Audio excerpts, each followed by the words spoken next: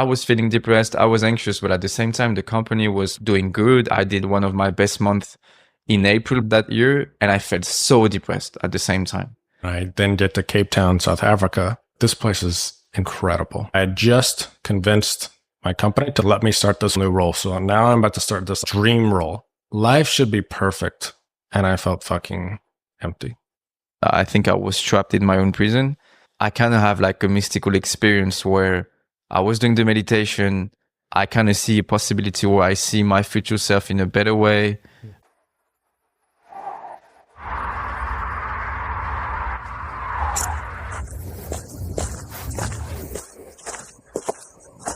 I have many, many different things I want to ask you about.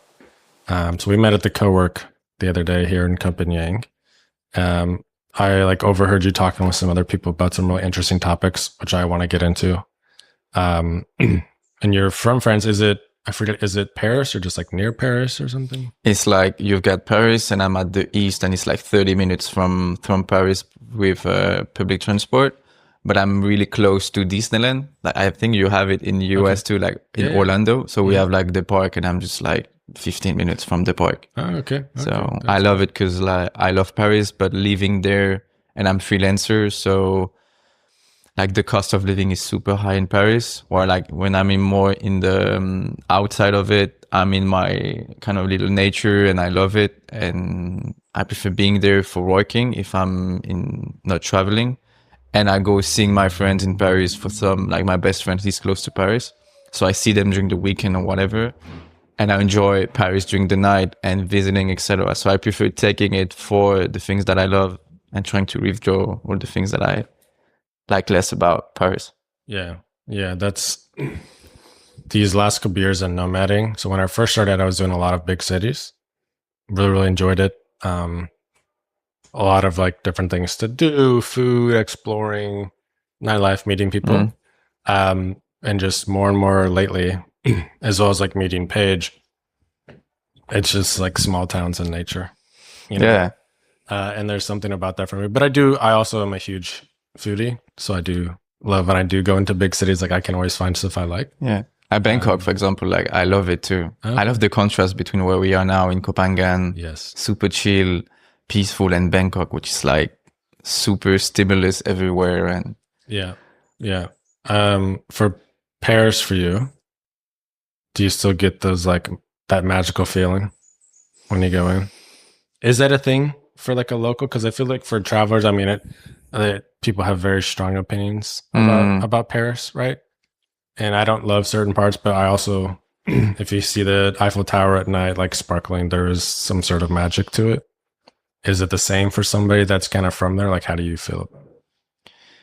That's a great question. I think the more accustomed and you get used to something, the less the magic is here, and you get less impressed. Like, for example, I was in Bali in January. Now I'm in here, and the nature and the green area and the peaceful stuff, I tend to get more and more used to it now. It's still like beautiful and it amazed me in a way, but it's strange because I kind of felt guilty at some point that I wasn't amazed anymore. But I think it's just like my brain get used to those good environments. And when it comes to Paris, I think it's kind of the same each time I pass through the Eiffel Tower or I go to Louvre Museum or whatever.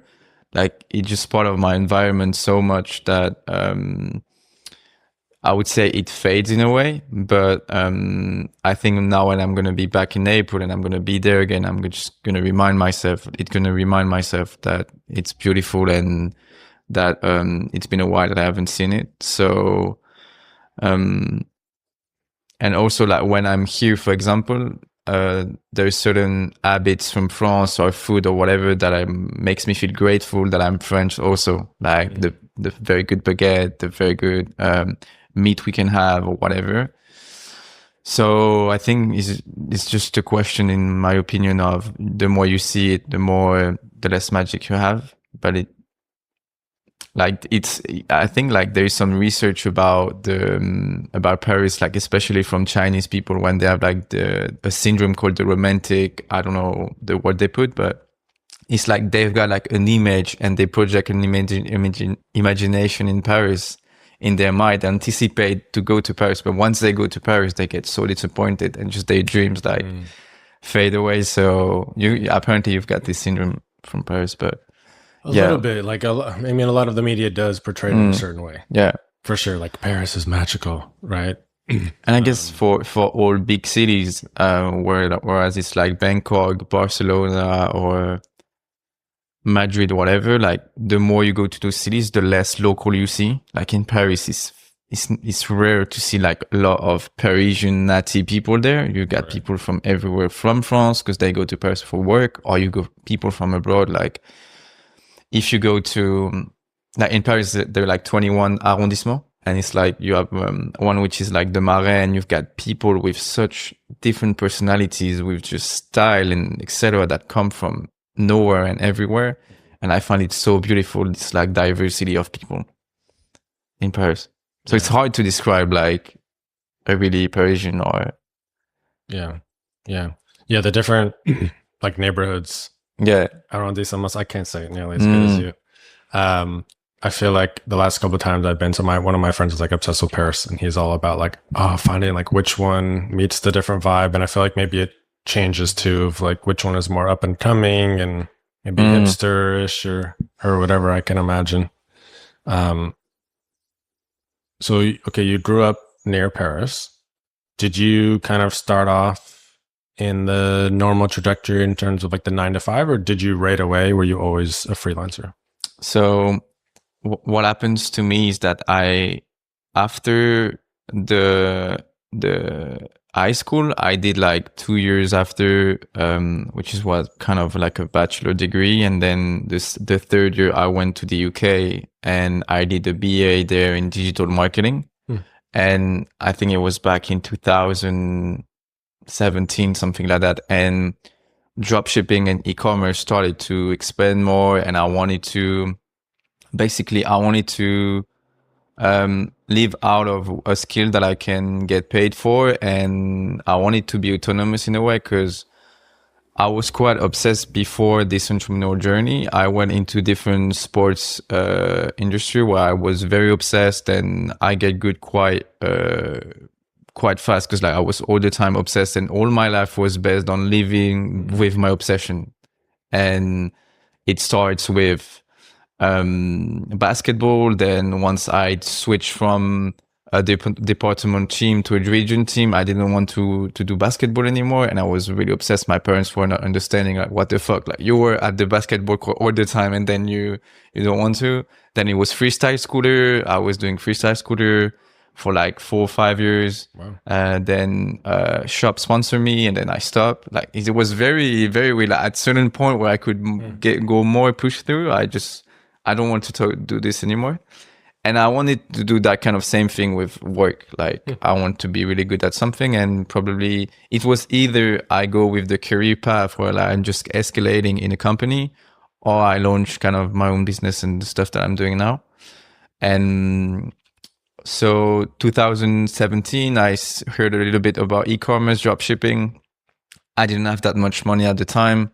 My parents were paying me the student loan, and the BA was quite broad. I was digital marketing, but we were talking about like content, organic, and all those things.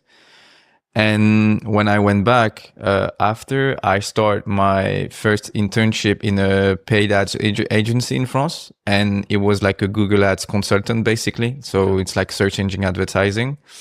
I did 6 months there, and from what I wanted is like I wanted to learn the skill, and then I was reading all those books about entrepreneurship, and I was like, okay, I'm going to do e-commerce. And one of the way to drive revenue with e-commerce is to do paid ads. So I was like, look, they're going to pay me for an internship, and I'm going to learn as much as I can. And as an intern, I took everything I could from this agency. I was just like checking all the senior consultant, the junior, the head department of the paid ads. And I was just very, very curious.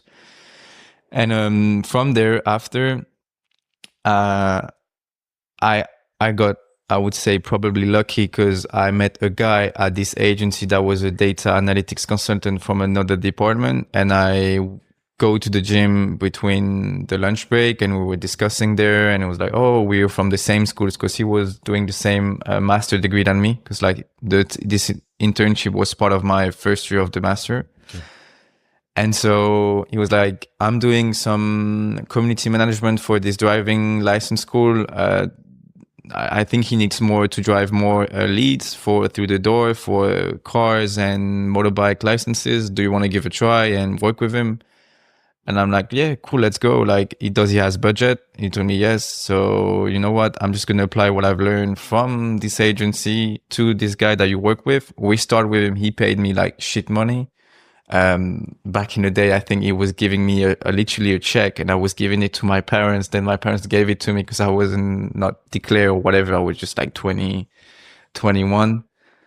And it ends up that we fill in all his calendar with new students. So he was very happy. And then after that, I was like, okay, so at first I wanted to do e-com, but it seems that now I'm doing service consulting, and I kind of like it because I'm dealing with clients, with the relationship, and with e-com. From the space that I was looking at, it was like you basically most of the time sell shitty products coming from China. So it was not really ethically in line with this. So service was giving me this first insight. And so with this guy that I met from that agency, he was doing e-com on his side too, and he had like two brands. It was one that I really liked. It was like for the Afro culture, where like it was like equipment for curly hair. So it's like a box where like you have like the oil, you have like the brush, etc. And with the paid ads that I was helping him, overall we made like 100. It was like 1 million in revenue the second year, I think. And then he had like another shop that he launched and the same, like we did 1 million in revenue, mainly Google Ads. So like I had like my first case study with those 3 clients. So it was like first the driving school, then those 2 e-com. And then after, like we went really close friends, and then we attend to other dropshipping mastermind event in France. And for me, like it was a blue ocean, because like everyone was doing Meta ads, Facebook ads, but not so many people were doing Google Ads. Whereas Google Ads is like an ad platform that it's there since 2025, I think. No. Yeah, 2000. Yeah, 2005. So it's like 21 years. Whereas like Meta ads is quite more new. And no one was doing Google ads, and was like, hey guys, like, do you want to drive more revenue? If you want, we can add another traffic sources. So I had like some deals with those guys, but the thing is that a lot of them were not serious. Like the product, they were trying to launch it, but it was just like shit. So for me, I was just paying only if they get results. So it was too risky for me. So I had a lot of failures with them. But then once I had one guy that had like one store, and the thing that happened is it was in 2021, I guess. Like at first I was doing 2K a month with that new driving school. We had him like 4 years. So it was like giving me money, and he was paying my tuition fees also from the school that I was, plus the 2 e-commerce of my friends. So I was like, I had 3 clients, so it was okay to fail on other projects. Yeah. I had like my basic needs, let's say. But after a lot of failures with those guys, those drop shippers, but then I found one, and we had a very good success, because basically he was selling a store and he's still selling the product, but it was a Halloween mask. And so what happened is after COVID, when we get out of COVID, people had money, purchasing power, and people wanted to go out and do parties. So we launched the e-commerce store. It was barely set up. Like we did barely have any reviews. It was like pictures copy paste from AliExpress, you know. And we make like a 400K in revenue in 3 weeks. And with that guy, I think I was probably smart enough to do, look, I'm not going to get paid like a flat fee. We're going to do like a performance-based fee. So I took like part of the profit. So that's where like, after that, I was like, okay, like I'm good. I can, it's getting very serious because I was like quite, unsure about if it would be feasible for me to do the freelancing, even with those other clients, because they were not paying me so much. But after that, I was like, okay, I've got enough cash flow. I can fuck up for a little time and just keep trying, and it would be good. So yeah, and after that, it just carry on with me where one client was getting me more clients because I was getting better.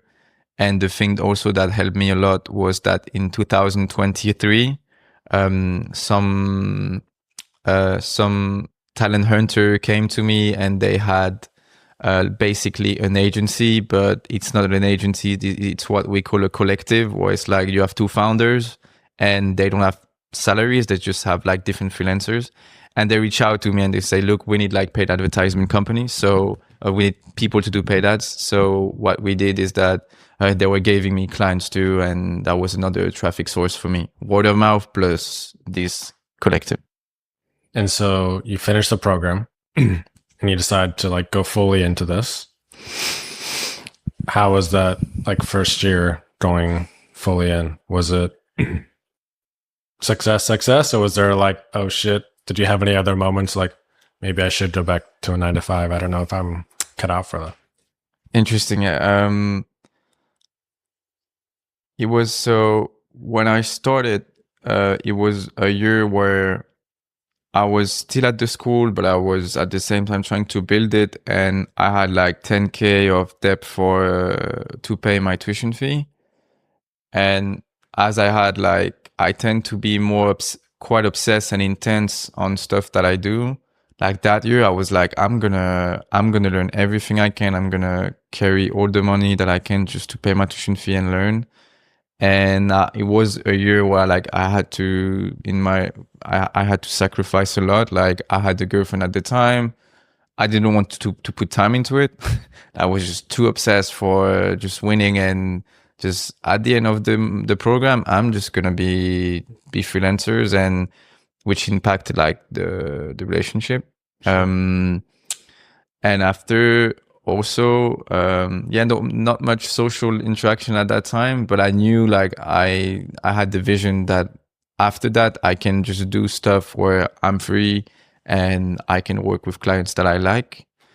Because also like the thing that pushed me so much is that when I was in that agency, it was super cool because I was with people from around my age, roughly 20, 25, 26, 28.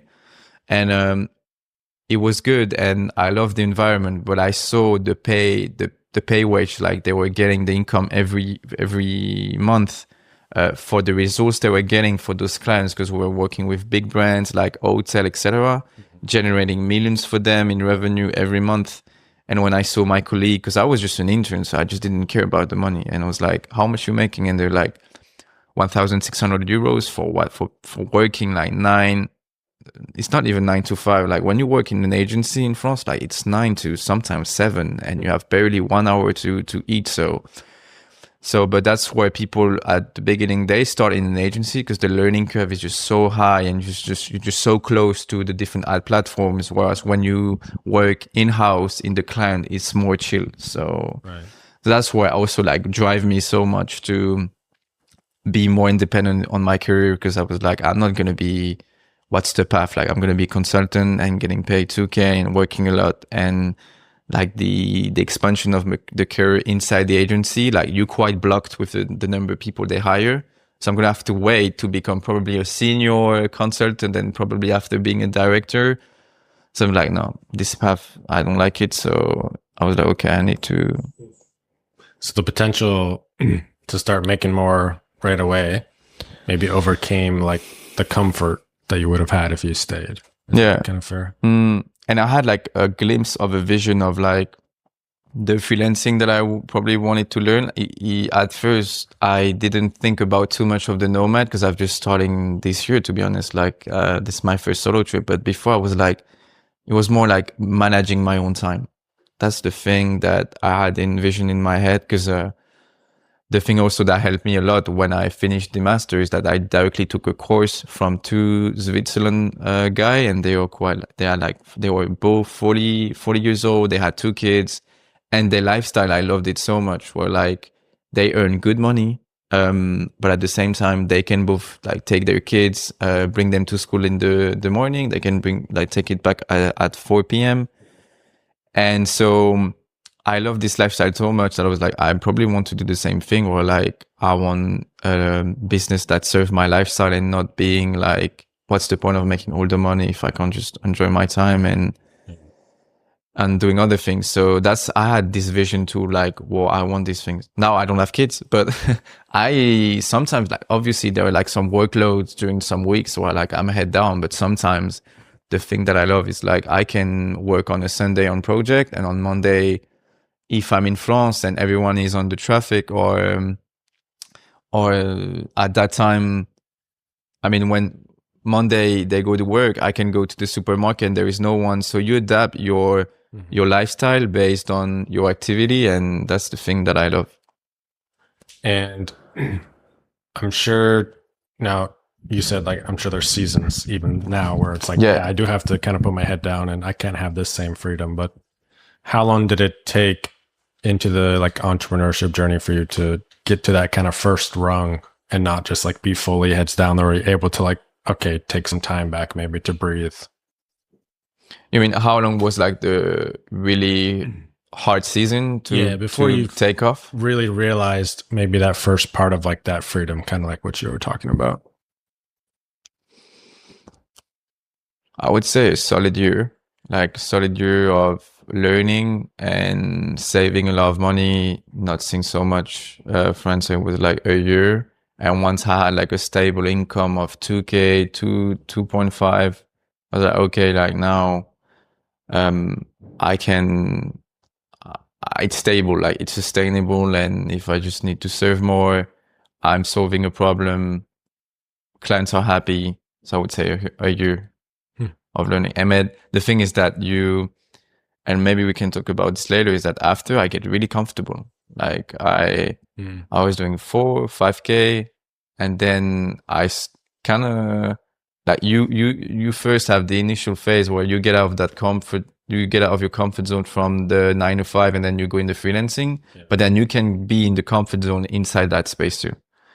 And so for 2023, or no, it was 2020, no more 2024. I was like working almost part-time all the time, like 4 hours a day. And then I stopped because I wanted to enjoy more stuff also. But it was also because I also worked before. Mm-hmm. But I had this plateau, and sometimes it just remind me myself that things are not taken for granted, and you need to learn constantly. Not at the big intensity all the time, but it's like there is a saying in France, I don't know, how can you say, like it's easier to revise than to learn, which means like keep your skills updated, what's going on, especially now with AI agent and all that things that are happening. Right. And I see like now that I'm not taking the leap, and I should be careful of. But yeah, like better have the steady learning curve when you work a little bit, instead of like just being super intense. This is the things that I did, and then I just don't want to do too much, and so I'm trying to find the balance on this. I think that's what it's all constantly like. That's what I think about, is trying to find the balance, because at first it sounds like for your first year, and it's almost like a pendulum, right? Like the first year is head down, let me get to this freedom that I want, that's driving me. Then you get there and it's like, well, I was so head down, now I need a bit of a break. So you go too far, and then it's like, oh shoot, now I've been in this break mode, I need to get back to head down. I think it's natural that we're always trying to striving for that middle. How long did that phase last for you? Maybe like being in the comfort, and was there like a single moment, or was it a build up to getting back to, okay, now I need to, refocus, whatever it was for you to get to that next stage? It's very interesting because so when I had this first huge success with that e-commerce space, I had like a good amount of cash flow. So after the year after, I almost did nothing. I was just the thing is that I was so unbalanced with like the part before that I'm like, okay, now I'm gonna enjoy it seriously, and I enjoyed for a solid year where I was like barely doing. I was not doing nothing. I was just working on myself on other things. Like I think it's good that we work on ourselves professionally, but also like, and more importantly, also personally. And so that year I discovered other things. Like so I was 2022. I was 2022. I got more interested into the dating space. And I met people in those industries. So it was like dating coaches, etc. And I was learning about social dynamic. And so I had like a full year of interacting with people, and it just like, it shaped me so much personally, more than the work. It's, I would say, the entrepreneurial journey, like in a way, because I've met so much people, learn about yourself, like, and especially when you're a man, you approach women, you get rejected. So it's like, it's an emotional like roller coaster during that year, but I loved so much. And it was a privilege for me because I could like work part-time and working on all other things. So I was like exploring other things during that year. And after that, like in 2023, I went back to the horse working more, but as I learned other things about myself, like the personal thing impact my job in a way, way better compared where I was just like in the vertical phase with the job only. So that was like also a learning for me, where like you want to stuff that you would learn from other of the subjects. So for example, when we talk about Joe Dispenza, when we met, meditation, I did Vipassana retreat, like, and those personal things affect you overall as a person and on your job, that you wouldn't even expect. And that's what I think can make you unique. It's like the intersection and the intertwine of all the things that you learn, that then after you put your uniqueness in how you solve the problems with your client, how you deal with them, how you talk with them. So I keep this like to not be just one vertical and being a well-rounded individuals, but in your own terms, not in what people think. It's like what you think makes you well-rounded, you know? I think it's a really important point. And so I'm just starting my entrepreneurship journey. I launched like a month ago, and, been doing the podcast for a few months, and like, there's a part of me that's just like, okay, push, especially right now. And I think that is important. And I can see myself though, not wanting to almost get out of this. And it seems almost counterintuitive to take a week break and do a Vipassana, or to do personal activities, like even here in Copenhagen, because I'm in like a launch phase. Sometimes I'm like head down, and at the co-work, I'm not chatting with people. Right. So it took a little bit of like me getting out of that just to chat with you. But Thank you for taking the time. Of course. Yeah. But those are the things that help us almost get out of that like step ladder, and how you can make leaps ahead, or like think totally differently. And now you can shift, and it's like, oh wow, I never would have had this idea. Definitely. Yeah. Otherwise, but it does seem very counterintuitive to like, let me take a week off. For what? Like, you have no idea what's going to come. It's, it's a personal life thing. Definitely. Yeah.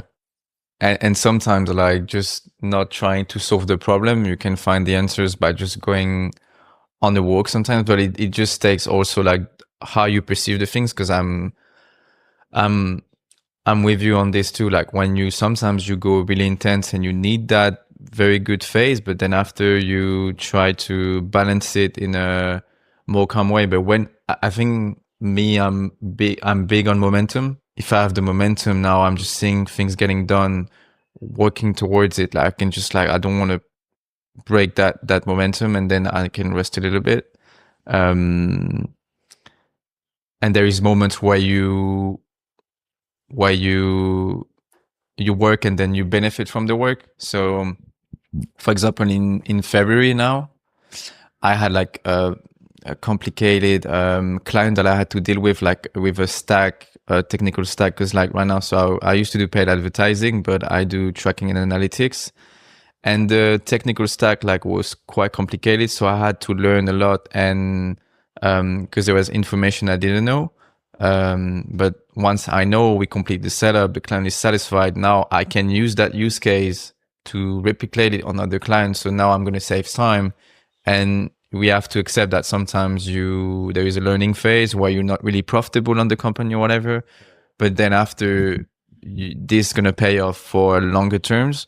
And I think having that vision is super important. Like that, at first being, especially if you start like being humble about the money you want to get, like first learn and get good at what you do, and the side effect is just that people are going to pay you for it. Like get better. And I think learning that which phase you're in when you tunnel vision. And for me, when I'm tunnel vision, when, for example, now that you're trying to take off, it's just like removing the stuff that is like useless. When I say useless, it would be stuff that is driving your dopamine for nothing. Like, and it's funny because like those phases sometimes when I literally kind of like a monk, I love it so much because like my brain have a lot of joy for just building. Yeah.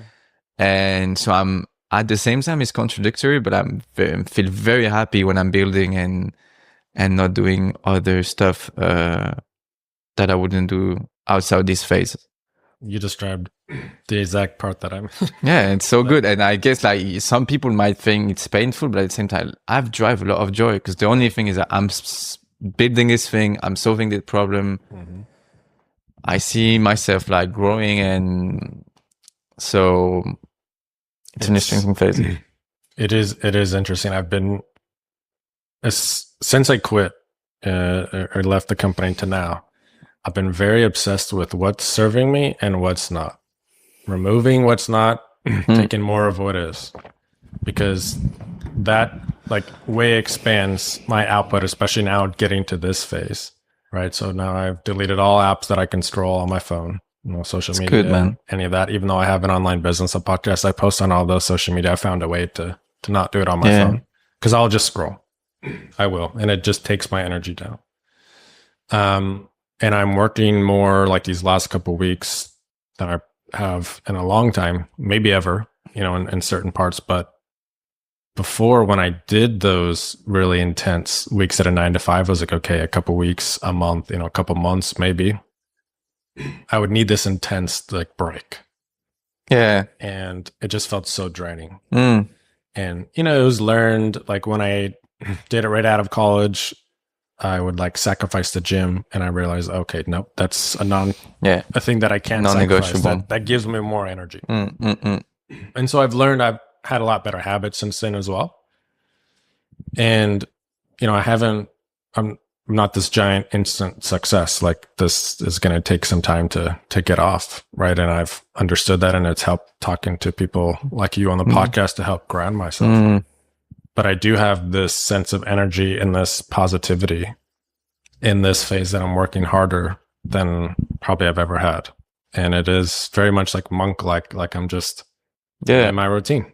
I like it. And those phases, like the asset you're building is the business. I mean, I wouldn't say first, but the asset you're building is the business, but it's you also. Right. And what you're going through, like the uncertainty, the doubt, etc., and no one can take it away from you.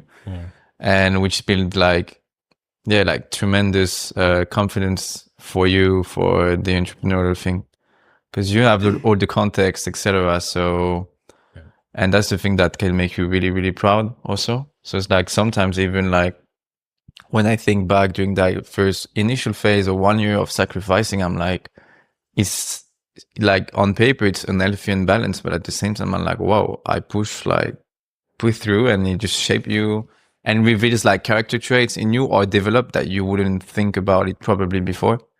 And it's like you were talking about going back to that first year of your business and in college, where you said you had a girlfriend and you didn't spend as much time with her. And I'm sure there's different regrets maybe in the moment with that. And for me, there's a lot of things like I'm not as responsive with friends and family and different people that aren't with me here right now. I'm just averse to like being on my phone and these extra things. And so there are things that I'm like, okay, I know I'm missing. I know I want to get back to that. I know I want to rekindle those relationships and lean more into that. So it's not perfect, but it is right now serving me in what I need. Yeah. you know, but like anything, there is trade-off. Trade-off, yeah. And what were you also like having that frame of regret minimization? What you're gonna regret the most? And the thing you're gonna regret the most is probably the thing you should pick and do now. Yeah. So yeah, even like for example, I had this realization now that I'm traveling 3 months and I'm still got lucky that I have my grandparents alive, and I've just realized that my grandma, she doesn't use WhatsApp, so it's only with FaceTime, etc. And she's kind of struggling with the iPad. So when we talk, because I'm from France, like next to Paris, but my family they're in the east of France, close to Germany, in Alsace. Okay. And I was like, I haven't talked to her too much, like since those 3 months, and I'm like, fuck, she's 84. I'm seeing her like three times a year. If I'm lucky, I'm probably see her 20 times. So it just like put me also like perspective on this. But there is trade-off again, but I'm going to see her now when I'm back and she's healthy. So it's good. But also like I'm seeing wonderful things here and landscape and just shape. Also like my mental health gets better. So trade-off. And also like the trade-off, that's the thing too. You have also to realize that probably the trade-off you make is just for a short period of time, and having this in your mind that it's not going to last forever. For example, even for the 1 year where it was super hard, like I knew, okay, like it's better that I go very intense now and I shorten the sacrificing period and then I can enjoy it more, instead of trying to be balanced during that phase where like I'm between both, I'm hesitating. So you know what, go all in and trying to reduce that period, so then you can have more balance after. But that's my thesis. Some people who might take it, no, maybe you can take longer, being more balanced, and I think it's true. It's just like if it's just like kicking in your head all the time, maybe you should listen to that voice. Yeah, different things are gonna work for different definitely people. Yeah, right. Yeah. But we like to sometimes put entrepreneurship, but like nomading, we like to put it on the pedestal and talk about these great things, and it does come with a lot of great things. So that's why we both are doing it. Definitely, yeah. I'm glad that but there are trade-offs. And it's a very important conversation to have, I think. What would be like for you the biggest, because you've been nomad for 5 years? Yeah, coming up on 5. Like the biggest trade-off for you as a nomad?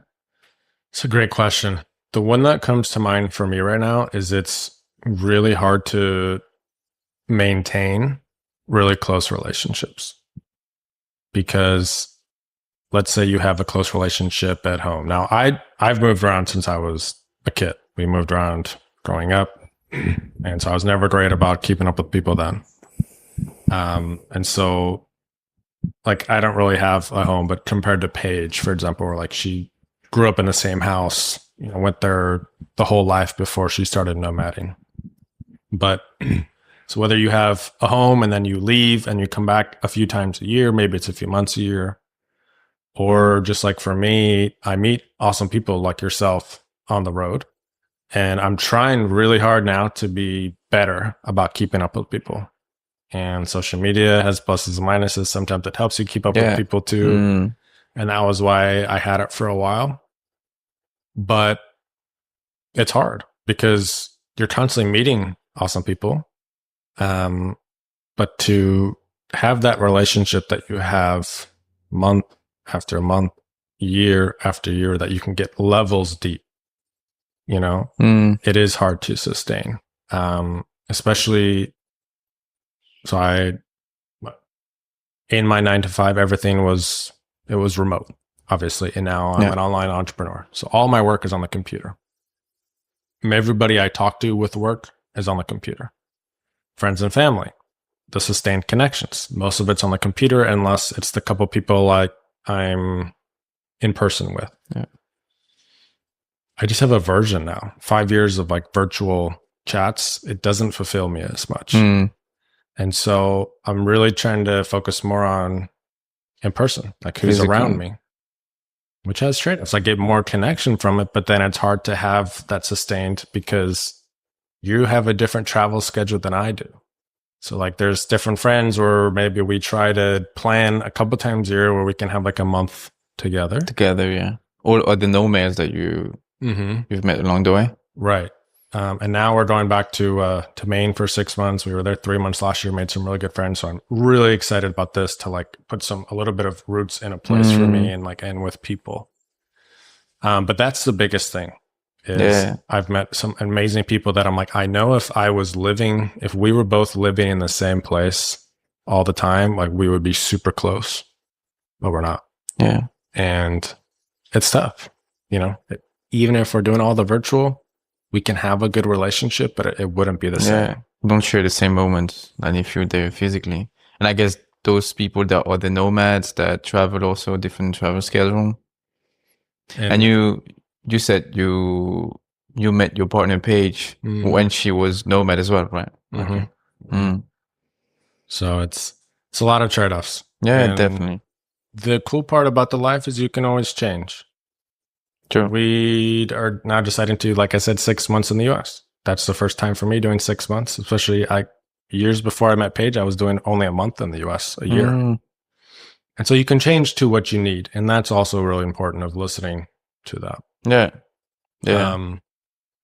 So now with you're 6 years into like your entrepreneurship journey, right? And when we met at the co-work, the thing that I overheard was you talking about like healing. Yeah. I'm curious if you'd be willing to open up about like what it is you were healing from and kind of what brought you here. Yeah. So end of 2024, I would say out of nowhere, I started to have like anxiety and what we call depersonalization and derealization disorder. I don't know if it's the name exact in English, but basically I was like on a couch with my friends, like just you and I, and I was like feeling my body trembling in an unusual way, and my friend started to talk to me. And it seems that when I was talking, I wasn't really meaning what I was saying. It was making sense, but I felt that I wasn't anchored in my body. So from that realization, where also my friend at that moment, they saw me and they told me, Thibault, are you okay? I just like freeze completely. And I was like, whoa, something's not right. And I think it was good and bad at the same time that I was looking at the symptom on the internet, especially like ChatGPT and those stuff. And when they were describing me, I was just telling what I was experiencing. And the symptoms of like, it seems that I have a layer between my reality, me and I'm not anchored in my body, I'm trembling. For example, when I was in my apartment, I've been in my apartment for 3 years. When I went back to my apartment that day, I felt like everything around me felt super strange. Like I was in a unknown place, like very strange. And so when I see these symptoms, they were like saying apparently it's like a depersonalization or a derealization disorder. And what it is like basically when your body just telling you that something is wrong and you push, like you have an anxiety level that is just so high that is just a defense mechanism from the body just telling you there's something wrong there. So from there, I decided to go to see a therapist. We talked about it. I was doing a lot of meditation, but it didn't seem to really work. And at that time, I had a partner, we broke up, so those things also didn't help. But I had like broke up before and I didn't hand it that way with like anxiety. I had like anxiety, but like I think as a normal functional human being, but not with that intensity.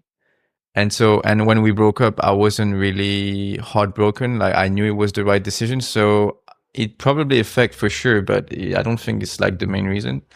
So I was looking at this therapist. It kind of helped a little bit. And I was doing everything I could to anchor my body again, running the morning, etc. And after that, I'm like, I always wanted to do a Vipassana retreat. So okay. I don't know if you're familiar with this. It's like a 10 days meditation, completely in silence. You can't talk. You can't look people in the eye. You don't eat meat. So you're vegetarian for 10 days. You can't write. So all of this restriction, and you learn technique of Vipassana during those 10 days. And Vipassana means like seeing things as they objectively are.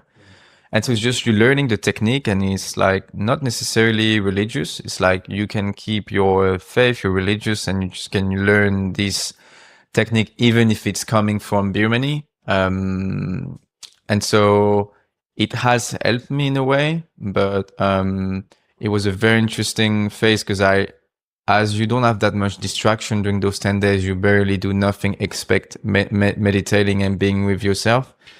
It's paradoxically very draining mentally because like you facing all the same thoughts all the time. As you can't speak with people, like you're in a room with different people, men and women are separated. Sometimes you want to learn the technique, but your brain is just shouting all the time the same thing, and you're like, am I doing this right? Or you don't know. So it kind of helped me, but it didn't really heal this anxiety thing. So I would just, after that, continue seeing the psychotherapist. I was reading books to understand more. But it didn't seem to help me that much. And then after, in April, I went out with a friend in a night out. And the day after, I had like same weird event where I felt like anxiety again, but then I felt like very depressed. Like it was different. Like at first, I had anxiety, but I had hope that I'm gonna do whatever it takes to get back on track, to get better. But at that time in April last year, it's almost a year now. I was like in my bed, and I felt very depressed, like hopeless, and I never felt that way. And I'm like, fuck, like what's happening? So carry on with the psychotherapy. Didn't seem to like the talking and the rationalizing and trying to understand my upbringings, blah blah blah, didn't seem to affect me so much. So I tried to find other path. I saw like a healer, which is like magnetism and energy. So I was speaking with her, and she talked to me a little bit about Joe Dispenza at that time. And I've tried like an antidepressant, which was like natural, which like was a pill.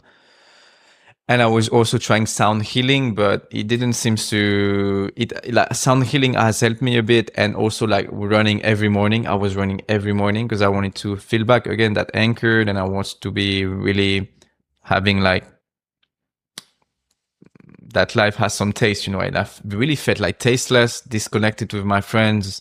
They see me, I'm barely smiling, and I'm not really present with them. Like they're talking to me, but I'm like, I all the time feel my body in danger, And even like my surroundings, I was saying like there's something I was talking about it, but not so much either, because like they were telling me, oh, but you're anxious, you should just chill out or whatever. And like no one can see what you're living internally, like you the judge. And if you know that something's wrong, like pay attention to it. And no, I kind of felt guilty about it, because like I was feeling depressed, I was anxious, but at the same time, the company was like doing good. I was like, I did one of my best months in April back in that year, and I felt so depressed at the same time. So it can like backfire even more, because it was like, oh, like I'm doing a very good month. I'm working with like very good company, even better references, but I just things like feel like tasteless. And at first I thought it was probably the job, like, but a job wouldn't put me down, so down in my opinion. So then after summer was like very dark place. I was going out with my friends, but I was like trying to escape my reality. I was taking like drink substances that doesn't really help me. And I knew like the intention there was like just because I don't like my life. So I just want to escape from it, And then after September, like August, September, I was like, I need to get out of my environment because I think it's not good. And I wanted to first go to travel and being nomad in first in Indonesia end of last year. But I was like, I'm not in a good place. I can't, if I move now, I think I'm just going to bring my problems with me in another place. So I need to fix me at least a little bit, because like I was everywhere and I felt really in danger, hyper vigilant about everything around me, not present. Like, I'm like, no, I can't rely on myself right now, you know? So I was kind of trying to accept my situation. Well, like, you know what, maybe it's going to lead like I'm going to feel like this through all my life, you know? And instead of trying to learn more about the topics, about like sympathetic, parasympathetic nervous system, and understanding what I was going through, and like maybe try to let go, try to accept, because there is like so much resistance. Because I knew like the person I was before that, and I just missed me so much, and I was like, and seeing that phase where like you're minimum ambitious and you want to grow in your life and you want to learn, and you see that you're not developing personally but you're degrading personally, and you see it like consciously what's happening, it just like kill your self-esteem and your confidence like so hard. And then after I kind of get better, but I was like, okay, I was okay. Let's say I'm like, okay, now I can probably move and going to somewhere else. So that's why I decided to go to Bali in January. January, like seeing the different environment kind of helped me, like definitely.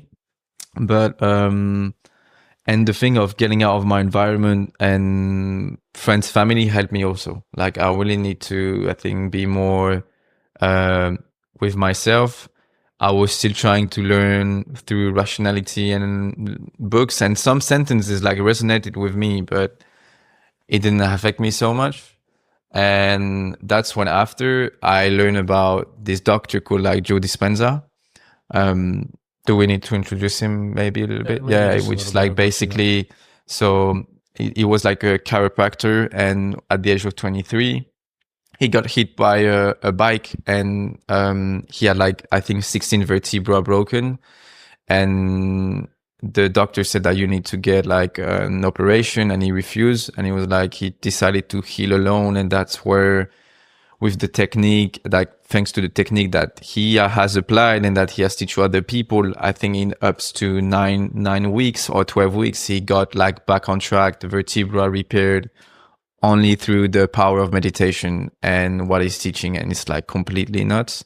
And since that day after, he wrote like certain books, Breaking the Habits of Being Yourself, You're the Placebo, You Supernatural, and he helps like thousands of people to heal through their own body, through their heart and their brain coherence. And it's like crazy testimonials about that. And so at first I had like a nutritionist at the end of 2024, and he talked to me about this guy, but it was like, honestly, it's like life changing, you'll see. And I didn't take it really seriously. But when I went really down last year, I had it in the back of my mind. And I was like, okay, I'm just maybe gonna give a try the course. So I bought one of this course. At first, I didn't really, it's not that I didn't really put the intention, but I just like feel it wouldn't work. I think I was trapped in my own prison. But then, when we met, this week, beginning of March, I just felt like I was feeling better, and I was learning through other ways, which is like more reprogramming the subconscious mind. Because I think I felt like I was blocked there, you know. Because like again, on paper, I was healthy. I mean, physically, I was making good connection. The business was growing, but I was still feeling not good. So I had to take that space of the subconscious reprogramming. So before going to the course of Joe Dispenza, I was listening YouTube videos when I was the morning and the evening when I was sleeping, to so trying to reprogram, because like my worthiness like was just like down to zero with all the things that happened, because I felt so helpless. Like, look, you've tried everything and nothing worked, like at that time. So subconscious reprogramming kind of helped me, and then I decided to go more into Joe Dispenza. I do the course again, and I kind of have like a mystical experience where I was doing the meditation, and one time when he's like talking about heart coherence and mind coherence. My heart like expands so much, and it gives like a signals, I think, to my brain like there is a possibility. And it's a lot about also the technique about visualization. So once I had like the expansion, I kind of see a possibility where I see my future self in a better way, where I don't define myself with the familiar past anymore. And from that, just that signals that just give me to my brain like, oh, there is a way out. And man, just after like going through meditation still every day now, morning and evening, I'm getting better.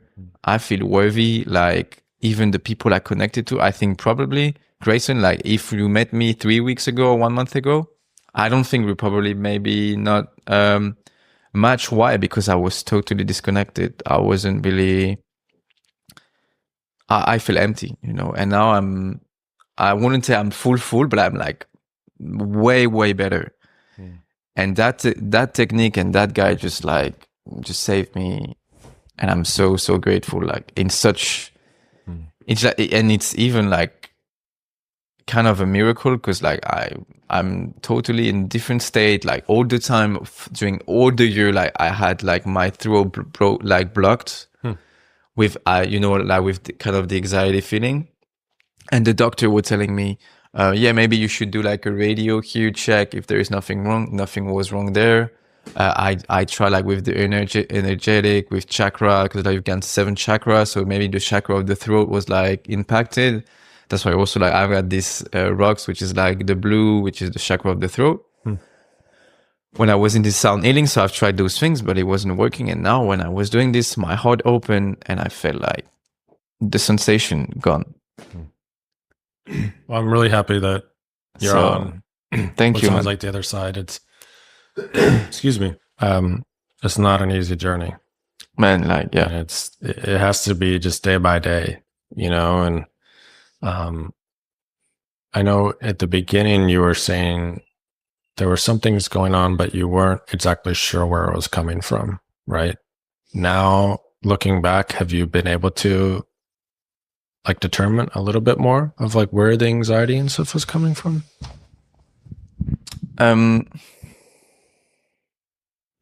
I think the relationship that I had with that ex-girlfriend, the grief wasn't really about her because I knew we were not compatible, and she's a great person. It's just that we're just wrong to each other.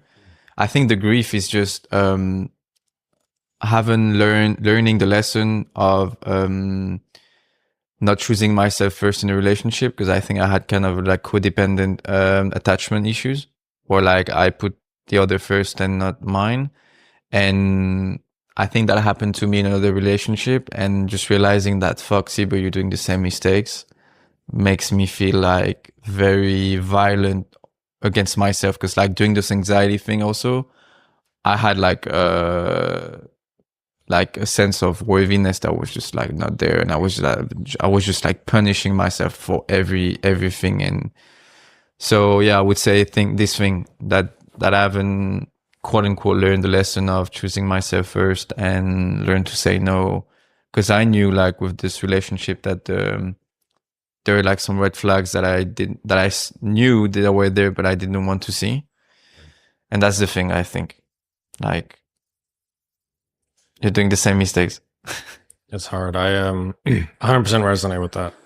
So way back when I had 3 back-to-back relationships, starting in like my sophomore year of high school, so second year of high school in the US, through all the way up college. And the shortest of that was like a year and a half. So they're all year and a half, 2 years, something like this. And all of them were only like a summer in between. Like basically we'd break up at the end of the school year, summer, a couple months into the new year, it was the next one would start. And each one I was broken up with. You were broken up. Okay. They broke up with me. They broke. Okay. Yeah. And each one I took really hard. And the last one, again, took very hard. So we broke up, basically after college ended, like university ended. She was going to Florida and she was maybe only going to go there for a year. And then I was in Colorado and we were maybe going to meet up. And basically 2 weeks into that long distance, it was like, hey, this isn't working. And I knew it wasn't working. There was red flags before that too, but I took it really hard. And long story short, she said something to me that like forever changed my life, which I'm very grateful for, which is, do you love me or do you love being in a relationship? And I was like, oh, fuck, it's the second one. And from that moment, I was like, I need to spend time with myself. I can't rush back into another relationship because although if you find the right partner, you can grow, like this is what I need to do, healing on myself. And so it was multiple years of figuring that out, like just being inward to then just start dating, but like not more of to just search my, grow myself. And then I had the idea of nomading. So then I didn't want to get into a long-term relationship to like tie me down to not have a reason to leave. Then I started nomading. I'm open to it again, but I'm now, the good part is I was really picky. And nomading almost forces you to do that in a way, because let's say you're in a place for a month and you get lucky, you meet somebody your first week. You now have 3 weeks to decide. There's an expired date. Yeah. Is this worth changing plans for? And so the tough part about that is that like, it can be hard to find people. Like usually you have your plans and I'm going to Asia, I'm going to South America, and it can be tough. But the good thing that I liked about it is like, it made you kind of cut the bullshit really quick.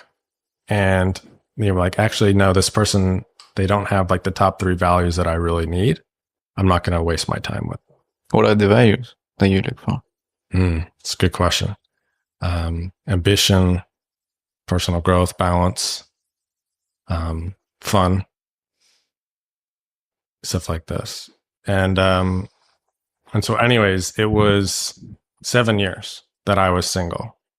No, I never committed to like any long-term relationship or like a real relationship in that period. And it was very, very tough. And I think I told you about when at the co-work, one of my like really low moments as well. And so it was before I met Paige. So I was in Argentina, and I like just one day, like my heart was like feeling really, really weird. And I remember like I went to like the local emergency room, and I was just like, I speak a little bit Spanish, but not great. And I was trying to explain to them, and they're like, I have no idea what we're going to do to you. Here's this like pill and whatever. And I think looking back, it was anxiety, and I was very down. And I then get to Cape Town, South Africa, and I'm like, this place is incredible. This is maybe one of my favorite places I've been to. I have to go. I've never been. Definitely have to go. So it's one of my favorite places I've been to. I'm there like with one of my best friends. This is the time where I was an electrical engineer, but I had just convinced my company to like let me start this whole new role. So now I'm about to start this like dream role. Life should be perfect. And I felt fucking empty, And it's that time where I told you I was listening to a podcast, and Tony Robbins and Theo Vaughn, and they said stuff that shifted the thing in my brain to start getting on the other side. But actually before that, I was going to see other doctors in Cape Town, continuing like doing blood work, doing all these tests, and everything was coming back. Yeah, you eliminate like the different options. Yeah, I did the same. And the doctor was just like, hey, have you considered, depression and, those pills, right? It's not how it's marked out to be. They're actually really good and all this stuff. And I was just like hearing him like, no, I'm not going to do that. Yeah. I've seen that path. It's not for me. Like you see this path in other people? Of just taking, being in a depressive state, taking a pill, and from what I've seen, just going down a certain path that I didn't want to do. A lot of people that I've personally seen, they take that pill and they never get off, and they never get back to themselves. And And it shuts like the emotional part of your brain, like the amygdala. It just like doesn't respond any. Not doesn't respond, but it diminish.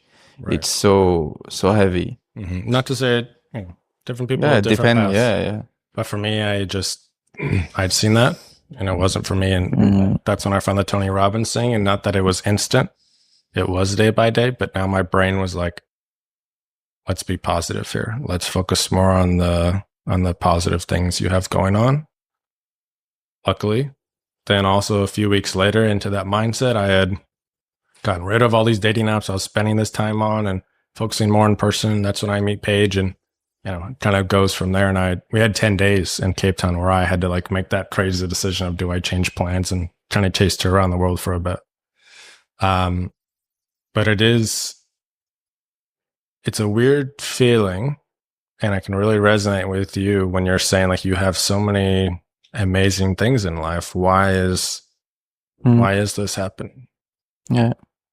So I'm really, really glad that you found something that's worked for you, even if it's something that a lot of people are like, this guy's crazy. Yeah. Why are you doing this, Thibault? Which I'm sure I can imagine maybe your friends or family or people you talk to don't understand. And first, like, I'm very happy for you that you're getting better. And I guess that both that we got better, we meet also like-minded people like this. So I'm happy for you, man. And like, for example, the Vipassana, where I talked to this about my parents, they're not really involved into that kind of practice, where like my mom is getting better at it. So I'm happy because we can bond more with it. Like she's more curious about those things. But like, first the Vipassana, she was like, wow, you're going to do 10 days in a monastery? Like, you want to have your phone? Can you give me your address? Like, not really involved into it. And like for Joe Dispenza, I don't talk about it too much. Like, if I feel that I talk with certain people that they can be sensitive to those things, aware, I can maybe share some things about it, or if they're going through certain things, and just sharing my experience can be like, sharing is caring. So I'm like, look, if you maybe have been in the same situation and these things kind of work for me, maybe check that out. But otherwise, no, I'm not talking too much about those things. And I think right now, because like the interesting thing is that my closed ones, they saw me when I left in January. Now they don't see how I am. I mean, my mom, she's seeing me at the phone. She's me, oh, you're tan, you're smiling, is good. But once they're gonna, I think, and I'm gonna keep working on the work of Joe Dispenza and the meditation. But if they see really a true change without me saying it, and they notice it, and I think that's the best feedback you can get. Like, not saying, "Oh, I'm getting better." Like, if they notice it and they said, "Oh, like you way better than when you leave," I might just then open up and say, "Look, I did this thing. It works really for me, and you're the byproduct." Yeah, and hopefully they ask why, and they're curious. And if they don't, they don't. Yeah, it's your journey. And talking about this, when you talk to me about this, or a page that she wants to do a retreat, like, I love opening up about those things. And also like made me realize that whatever external thing you can get, like the money, a relationship, an accomplishment, whatever, like it can't fit what's inside. I think you should first like trying to fit it and causing the effect to you, or like what it would look like, Grayson with like all the money, the abundance, how he would feel. And the thing that is so powerful is that you can create those things like with proper work and anticipate that event that you want to occur, instead of I love that phrase where like I don't remember who said it. It's like, we always postpone our happiness. I'll be happy when, but at some point you have to land.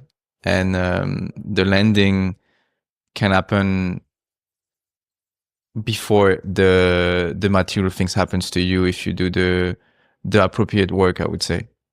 And it's not like, because you can project yourself visually about how you're going to feel, but the interesting part of it is that once you feel like you act that person that you want to be in the future, stuff gonna come to you in an unexpected way. It's not like, oh, I'm just going to visualize myself. It's like, you're going to act like this person. You're going to then attract with the right actions, those things that you want out of life. Because if you're doing all the time from a depressive state where like you just low paradigm and you're just trying to push through like more and more material, you're going to feel even more sad, guilty. And that's what happened before with me. Yeah, 100%. I don't know if I hadn't had that moment about that month prior to meeting Paige, if things would have ever worked out, if we ever would have met up, you know, if I would have had the courage to go do it. And for sure. You're at a very interesting moment because you just kind of started on your Nomad journey. Yep. And you're like a couple months in on this experience. How's it been going? Honestly, like it's I see more green lights than I see red lights. Like when I do the pros and cons, like for example, I'm from France next to Paris. So I guess the cost of living is way higher compared to where I've been in Southeast Asia. So I'm saving money. I meet interesting people when I was in Bali from all different spaces, software engineer, people doing content, people having agency, people work remotely as well. Like, some Switzerland guys from Switzerland, he's working remotely for a company as a developer, another one as an engineer. So, very different people. And especially in my closed ones friends, like I didn't have that much people in the entrepreneurial path. Like there are people working in jobs and stuff. So it's good that I can meet like-minded people on this perspective. Also the landscape and the beauty of all the different area, whereas like in Bali or in Thailand. Any like highlight moments that come to mind, like one or two moments that really you think you're gonna never forget? Yeah, like the sunset in Gili Island was amazing when I see like those gray, like almost gray water with like the clouds, and then you see like those horses, not the one that they take for the tourists, but like you see some horses with like some owners where like they walk through the beaches, and it's like amazing. So I had this feeling, and I was also like, the thing that makes the moment so very powerful is the people I was with. Like we were having great chat with like this big sofa, with the landscape, with coconut. Like these things really resonated with me. And the second one that I have in mind was like, I was on a bike when I was in Ubud, end of the afternoon, and I was driving and feeling very good, and seeing the rice field around me. Like I think these things like impacted me a lot. So yeah, I would say that's the two highlights that I have now, top of mind. The other thing, but I think this I've anticipated quickly, is like not changing environment too much. If you're especially in the working phase, you need to lock in. So I'm trying to do minimum a week somewhere, and then switching to another week or 2 weeks, rather than just doing 3-4 days, because like it costs a lot of energy to switch place. And also like when you change also country, sometimes it depends where you at what phase you're in. Because like for example, when I was beginning of February, when I first in Bangkok, I had some fun. But when I was in Chiang Mai, I was locking all the time. So, and people told me like Chiang Mai is beautiful. I was there in a co-working, but I was just doing Airbnb. And so that's sometimes when you combine both, there's some city you can't fully explore. So I'll do it later.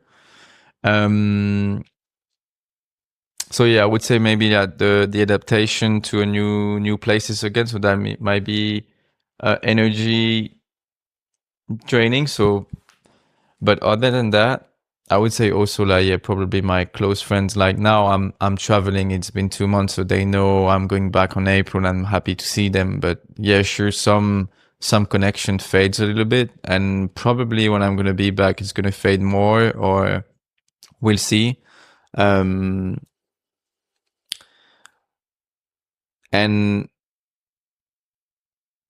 the thing that I realized also is like when you're not really in a good place mentally, at some point I didn't know if like the intention behind traveling was like to escape myself more rather than just exploring and not facing things. But as I'm getting better, the intention is getting clearer that I want to explore and I'm getting better. But at some point I'm like, do you do this because you don't want to take responsibility and don't want to face you? And that's the thing that I'm thoughtful about too, you know, because like at some point also like I want to have family, build like build like a commitment with someone.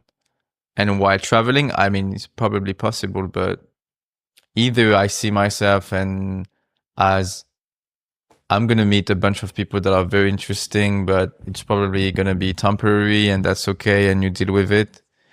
But you've got other good things. And well, after when you've traveled and you're okay and you probably meet yourself along the way, you might just lock in and commit somewhere. And honestly, I love both. I love also being like somewhere. And so. Well, I'm excited for you, man. I'm really, really excited for you. I'm really happy that we got to meet. Yeah, definitely, man. I'm very happy too. And that we keep in contact and stuff are for sure. Taking off the way you want. Yeah. With Paige. Thank you for coming on and thank you for being so vulnerable and open. It's not easy, even if you are a little bit on the other side. Yeah. It's still not easy. I'm still like the old version of myself is just like looking at me sometimes. So yeah, but thank you for the opportunity and hope people find some valuable stuff out of this. I think for sure. Where can people like follow you, connect with you? Is there a best place we'll put in the show notes? Yeah, so you can go on Instagram. So Thibault, Thibault, so French name, _WLTR on Instagram or on LinkedIn, which we're going to put the link, but for more person, reach me out on Instagram and we can definitely have a chat. Beautiful. Last question for you. Why the dirt path? So we talked about your journey on the dirt path with entrepreneurship. We've talked about it just now where you're kind of venturing into nomading and seeing what that's like, as well as your journey with your mental health and kind of the natural healing and the ways that you're going about everything. All of those three things is very much the dirt pathway. It's not easy. You're having to figure it out yourself. Sometimes I'm sure you've had moments like we've chatted, like, I don't know what the fuck I'm doing. I get back to the path. But why the dirt path? Why not go back to the highway and any of these things and kind of do the quote unquote normal way?